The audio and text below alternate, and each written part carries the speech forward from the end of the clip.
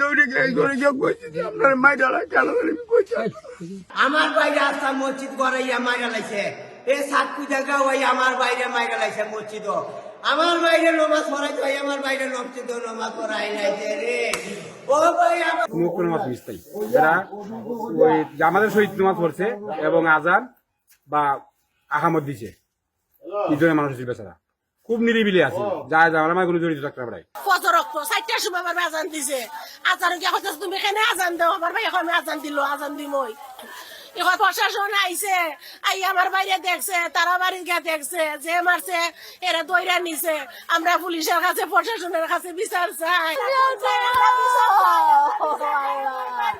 আমি বিচার চাই।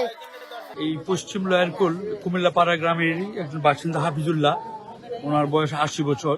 লয়ারকুল জামে মসজিদে উনি একজন নিয়মিত মুসল্লি।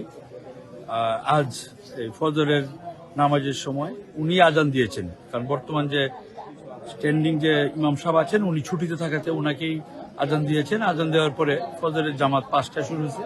উনি আরেকজন সহ বাহার মিয়া সহ এই দুইজনই ফজরের নামাজ পড়তেছিলেন। তখন এক রাকাত পরে যখন রুকুতে গিয়েছেন তখন পিছন থেকে জসিম নামে একজন এসে হুট করে তারা কলম দিয়ে আঘাত করছে, আঘাত করে শরীরে বিভিন্ন স্থানে আঘাত করছে, পরে সে পালিয়ে যায়। আমরা ইতিমধ্যে যে জসিম মিয়াকেও আমরা আটক করতে সক্ষম হয়েছি, সেই সাথে এই হাফিজুল্লাহর মৃতদেহ আমরা সুরাত হাল করে এই মর্গে প্রেরণ করেছি পরবর্তী আইনগত ব্যবস্থা গ্রহণ করার জন্য।